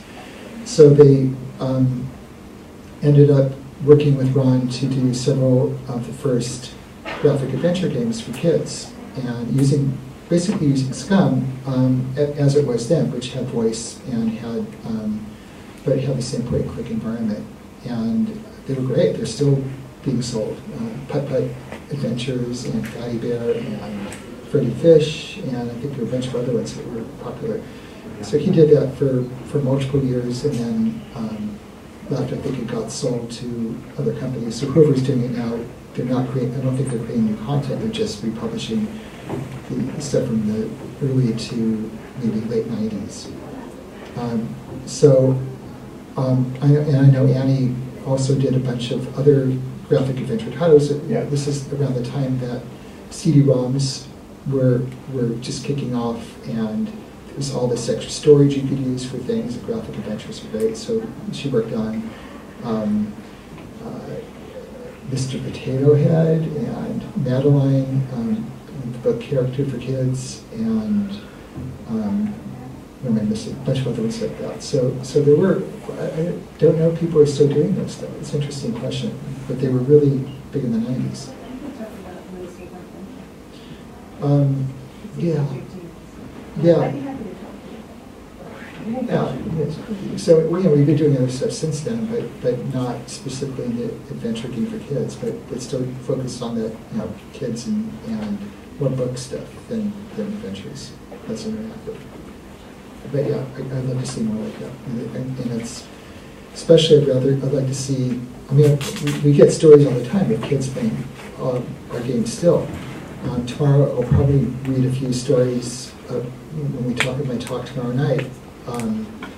I asked Twitter followers and people on the Thimbleweed Park forum for stories that they had about playing Zach McCracken, and I got some dozens and dozens of great stories. I can only use a few of their memories, mostly as kids playing these games. So you didn't have to have a game specifically for kids. I don't know, Thimbleweed Park gets a little edgy sometimes, so I probably wouldn't go too young, but I know of kids like 5 or 6 or 7 that were playing it and with parental supervision. And the biggest barrier there was reading, but because it's all voice acted, you don't really have to read it. And I also get stories of people from all over the planet who learned English by playing their graphic adventure games. There's 2 people right there. Yeah. More. Yeah. Which was totally not the intent, but really amazing to hear that. Yeah, it moved me. And someone told me that they became archaeologists because of Zach. And it's things that so far no one's told me they became a tabloid reporter because of Zach, which is good to hear. Yeah, I'm constantly surprised that people still know our games. I mean, I should say this, when we wrote the games, the assumption was that the games would be around for as long as the target platform was around. So when Commodore 64s went away, or when DOS PCs went away, then the games would go away too. And we didn't think about the fact that each generation of computers were significantly more powerful, and you could actually simulate or emulate the old computers and the new computers and have them run way faster than they ever could on the old computers. Plus ScumVM, which basically opened up all of our Scum games to, this was a crowd-run project. It wasn't authorized by Lucas. They just reverse engineered the entire system, and you can play the games on pretty much any device you want to from phones. The first time I saw this was when I was in Oslo in 2004, and when the guy showed me Zach running on a Nokia phone. It was not a smartphone, this was just an old Nokia phone, and with a little joystick thing in the middle that you could control where the cursor was. And I said, oh my God, so people knew the games, years later, and that still amazes me because we thought they would be gone. In the case of film, we can still watch films from the 1920s because the technology is essentially the same, but computers change so fast we thought it would go away. Thank you. Any other questions? Feel free to ask questions. Don't be embarrassed. Don't bite. Questions? Great for Rugworks as well. It's very, very nice to play. Okay, thanks for the opportunity to pitch that. Before I did Thimbleweed Park, but after I did some of the games based on Annie's books, or programs based on her books, I did, there's this guy named Rube Goldberg, if people heard of him before. Rube Goldberg was a cartoonist, American cartoonist, mostly in the 30s to 50s is when he was probably most famous. And he did a bunch of comics, cartoons that would be in the newspapers. And the one he became most famous for were these chain reaction machines, where you have crazy, the idea would be open the window, the simple way to open the window. And of course, the simple way is to walk over the window and open it. His way of doing it would be to have a frog tied to a piece of string. When the frog jumps, it would cause something to fall down, trigger something else, which would trigger a punching glove, which would hit a monkey in the face. The monkey would jump and sip on a banana, and while it's slipping, it would grab onto a bar, which would be tied to the window, and the window would open. And these are called Rube Goldberg machines. And you've all seen probably YouTube videos of these crazy contraptions where you have an extended chain reaction of multiple steps. So I knew I wanted to do a game in that vein, in that style. And when I did the research, I found out that no one, I found games that were similar, but they would say in the style of Rube Goldberg or inspired by Rube Goldberg, but none of them said this is a Rube Goldberg game. They all have this, caveat. Thank you. So I found online, I searched and found a RubeGoldberg.com website, and it said, it looked like it was official, and I sent them an email asking if I could use Rube Goldberg's original cartoons from the 1930s to build a game. And got a phone call the next morning from a woman who was talking to me, was very friendly. About 10 minutes into the conversation, I found out that she was Rube Goldberg's granddaughter. And created a partnership, and I did a game called RubeWorks, which is released in 2013 for iOS and Android, and it's on Steam, so for Windows, Mac, and Linux. And it's a lot of fun. It's mostly used in schools, especially because in the United States, kids actually usually get assignments to build a Rube Goldberg machine, often as a team, to show them about physics and cause and effect and chain reactions and simple machines. And they use the game as a simple way to introduce them to these concepts, where it's very easy to clean up a mess when it doesn't work the first or the 50th time. And then they feel more confident they can actually go and design their own. So I had a lot of fun doing that. And it's still in the market. Thank you. $2.99, I think, is the price for RubeWorks. And I had a lot of fun doing that. That was probably the first game I had done myself in a really long time, in like 15 years. How did you program it? How did you go? Did you use an engine or? Yeah, so RubeWorks was done in Unity. Okay. And in fact, Unity funded it. And so Unity, Tony Garcia was one of the producers at Lucasfilm towards the end, at the time I was there. And he ended up continuing in the game industry, and he was the VP of business development at Unity. And when I was looking for funding to do this game, he had this idea of creating a new group within Unity called Unity Games, where they would publish their own games that they would either fund, and that's where we got the money to do it. Unfortunately, about maybe 6 months after it launched, they decided that it was not something they actually wanted to do anymore, and they closed down Unity Games, and the rights, unfortunately, they closed down Unity Games. Fortunately, the rights reverted back to us. And so now we own the whole thing, free and clear, which is really nice.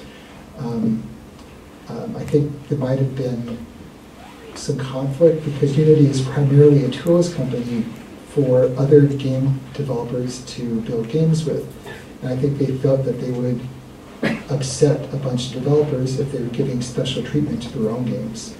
And so it's kind of this conflict. They weren't sure which direction they wanted to be, and they felt like they couldn't do both effectively, so they just killed off the whole games part of it. Thank you for that. I would like to ask you a question. Would it be completely wrong if I said that Indiana Jones is not only an adaptation, but also a very early example of transmedia narrative? I mean, you showed how you readapted, translated in Yes. the game the movie. Yes.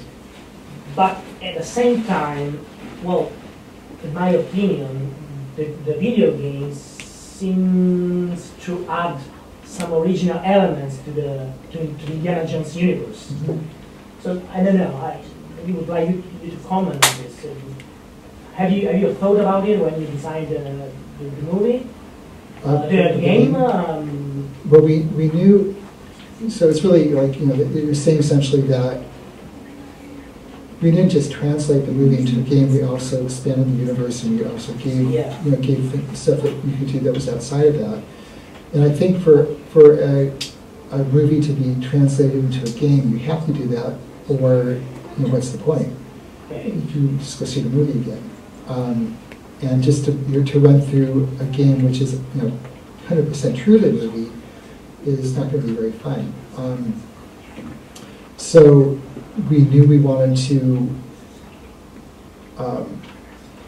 make you feel like you were. I mean, here you really are playing indie in the game. We want to make you feel like you were actually him, and you could do the things he could do, and you could talk in his voice, maybe a funnier version of his voice because of who we were doing this. But we wanted you to feel like you were being him. On the other hand, and so, other hand, it's a graphic adventure game which is going to take 30 hours to play, and it's very different than watching a 2-hour movie. So we had to extrapolate. I think pretty much all the locations we used in the game came from the movie, but we have the freedom to expand those. Fortunately or unfortunately, we had a bunch of mazes in there. Same thing for Zach. I mean, two things that I hear is feedback that people didn't like about Zach McCracken were all the mazes we put in. Some people liked them, but most said, there's not a maze.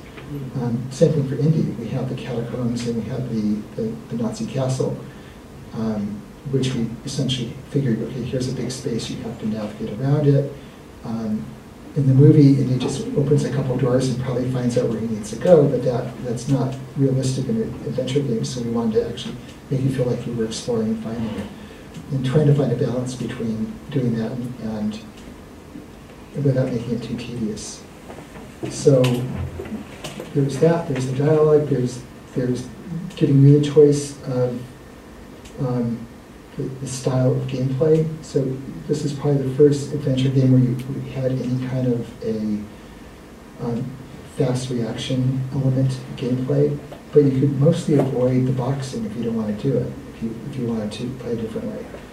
Well, one thing we did, which I thought was really interesting, innovative, was we had this thing called indie points, where we would track each time you solved a puzzle in a specific one of those three styles, and gave you a score at the end of the game for all those ways you did it, but we saved that information, so if you replayed the game a second time, and this time you decided to go a different way, you do the boxing instead of the object version of solving puzzles, then you get additional points, and I think the max is maybe 800.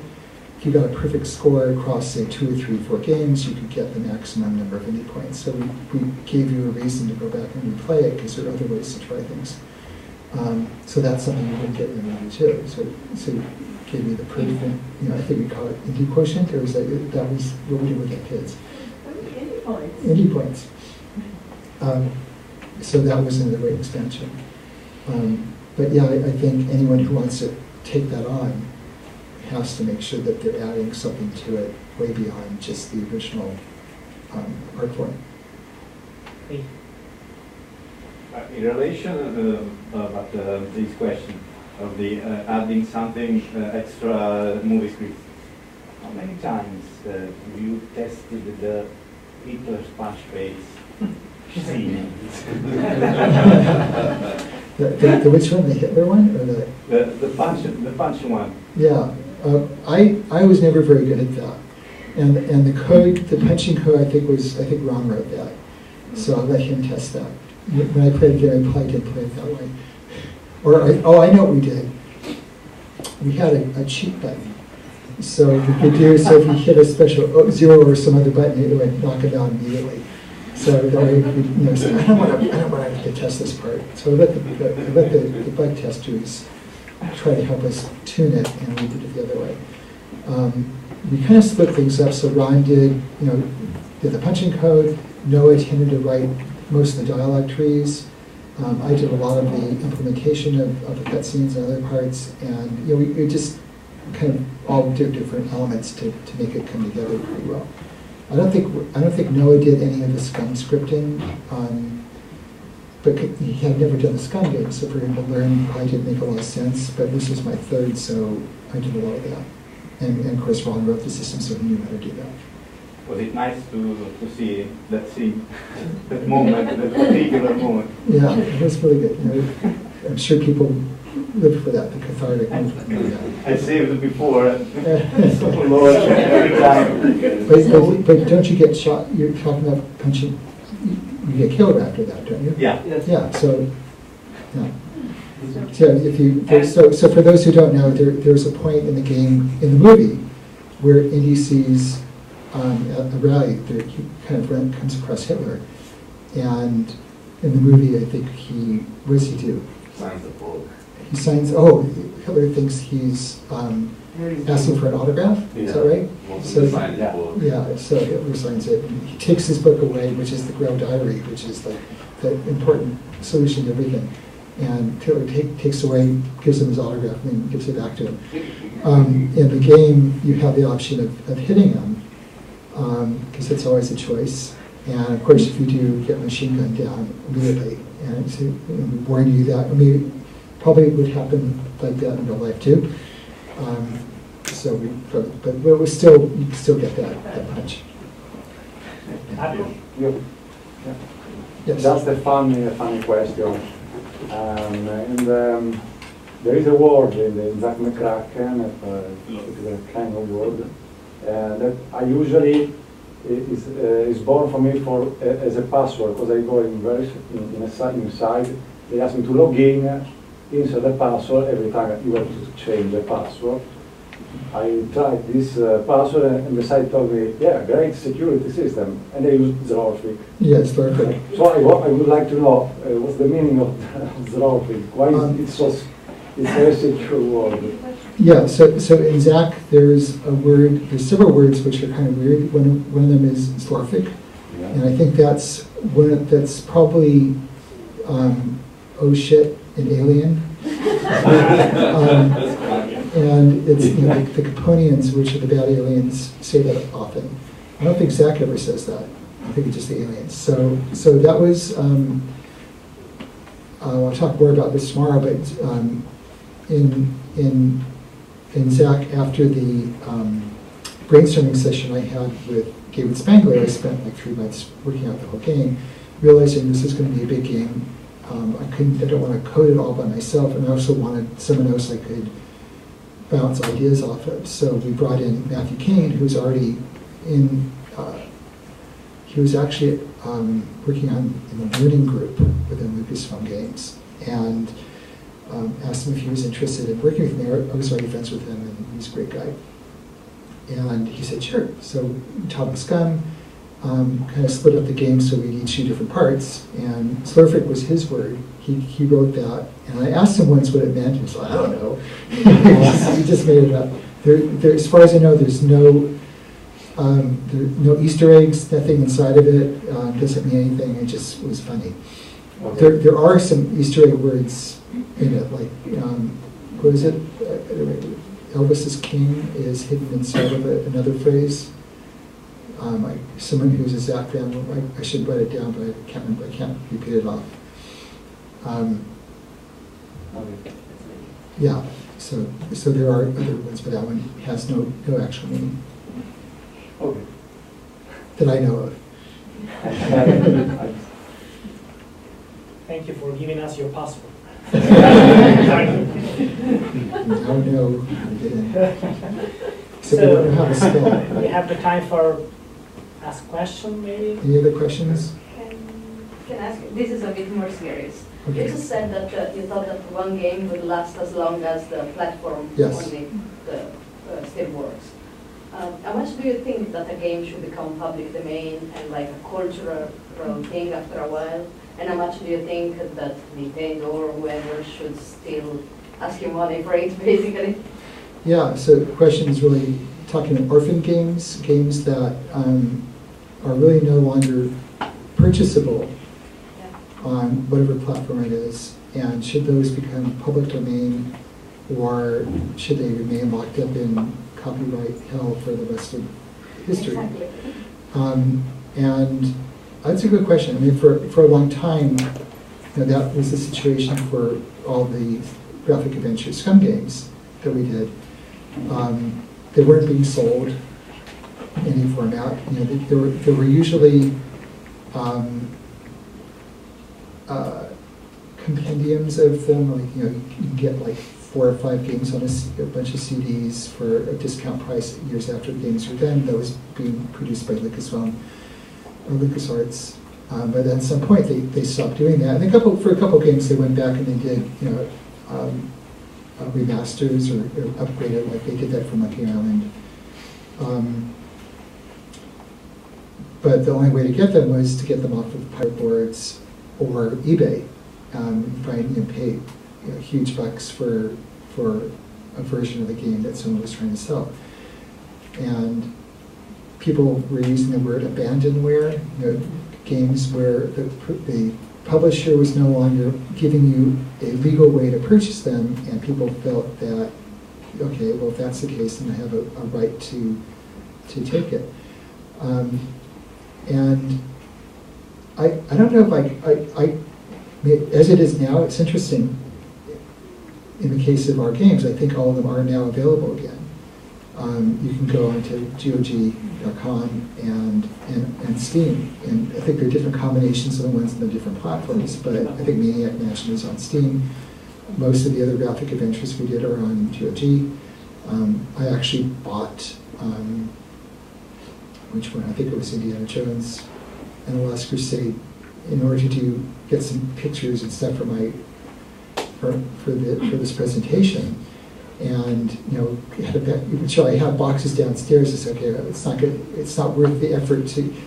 I'd rather pay $6 and just grab a legal version than have to find a way to read 30-year-old discs and try to put them into a computer I don't have. So that's nice that they're available again. But I don't know. It'd be nice if the company found a way to distribute their old titles where you could still get them, but sometimes it takes work to come up with the conversions that work in the current platforms. The ones that were released on GOG for graphic ventures, they're using Scum VM to do it. So they didn't have to do any new engineering. They just used the engineering off of the public domain version of Scum that played all these different games. Actually, oftentimes the versions they use, not of the engine, but of the game itself, it's not really the best one probably to play. Yeah, like Loom, for instance. Okay, well, a weird thing, I'm not sure, someone I saw on one of the Twitter, on Twitter, someone showed a screen from Indiana Jones and the Last Crusade where Indy, once he leaves Marcus, he walks into the back room to change his clothes, and he comes out wearing his professor gear, suit and tie. And there's a screen that says, "Hi, I'm Indy. Press F5 to save games." Now, "Hi, I'm Indy. Welcome to my game. Press F5 to save games." Yes. And he said, "This is really kind of hokey or corny that they said that." And he said, "I don't remember ever writing that. That wasn't my code. I didn't do that."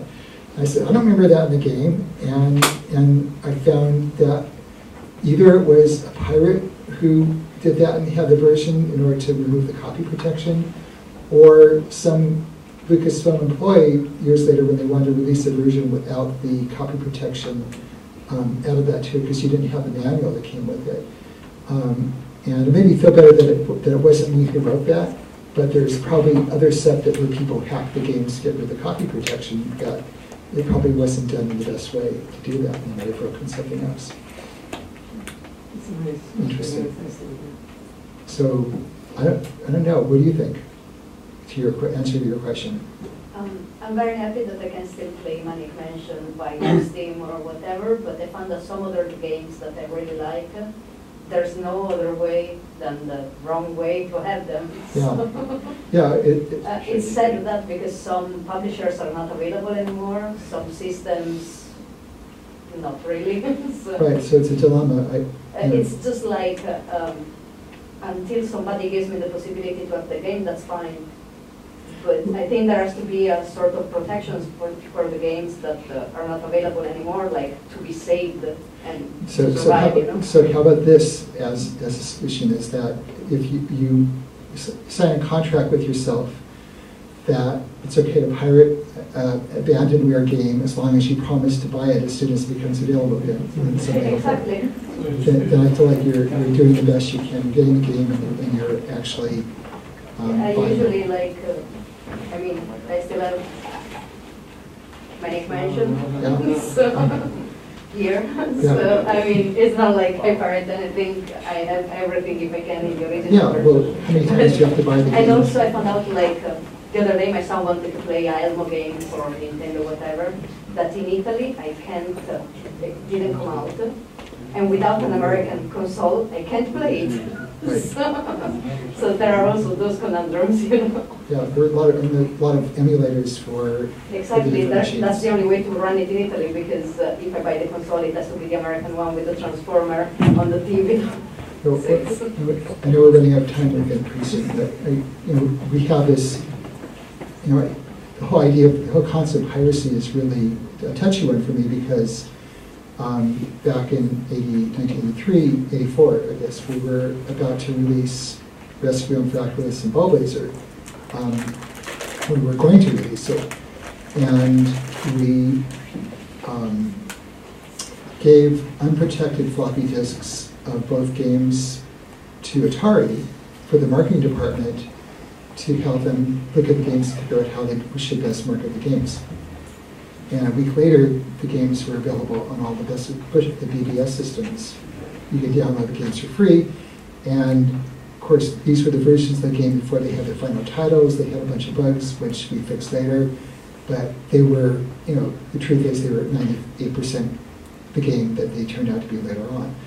And we could never, since we didn't even consider that someone might do that, we didn't put any kind of serial number or code into the source code or into the code base on the disk that would have identified the source of it, who we gave it to. Now I think you have a serialized version where you would know, well, yeah, this is the one that we gave to Atari, so we know that it's reliable. So I think we were also giving a version out to someone's kids to play, and who really knows who did it. It just seemed like coincidental that it was the week after Atari got it. And we also knew that there was some resentment within Atari that we were getting all this special treatment. So it's possible someone in their testing group or whatever did on purpose to hurt us. So, games came out, if it was a week or so before the final ones, but because of things that happened with Atari, the company changed hands, the agreement we had changed. It took like a whole another year later before the games were actually officially released. So that means that the only way to get the game was to get the pirated version, and people probably played them until they got sick of them, and they never bought the game. So, on the plus side, lots of people knew Lucasfilm Games, but on the negative side, the sales probably were never anywhere as good as they could have been if people actually were pirating them. Yeah, and just think, I don't like piracy for actual games, but at the same time, there are some old games I played that are stuck forever in my 486 or whatever, and I feel like it's like a book that was released and doesn't exist anymore. Yeah. So I guess it's kind of you have to do. It's a cultural thing more than it's history now more than. It's not like the new Super Mario. Yeah. It's something that's there, and I can't play anymore with the actual computer I have. You know? Yeah. Well, in the case of the games that we released, you know, I don't get any money or anything for any of the games themselves. You know, when I was working at Lucas, all of us were employees, and there were no profit sharings or anything. So, you know, if you go off and GOG and buy Zecca, it doesn't benefit me in any way other than you get to play the game. But because of the, you know, because you know, Disney owns the rights, you know, who knows? You know, if enough people buy it, then maybe they will see the value of putting some more money into either doing versions for other platforms. I mean, people say they'd love to see it on the Switch. And if there are enough sales on the games in the cheap way they got to do it, maybe they would actually put money into doing something at some point. So, you never know. Okay, so it's 6 o'clock. I think it's time to start drinking some wine. So I really would like to thank David again and Mauro for a great afternoon. So thank you very much.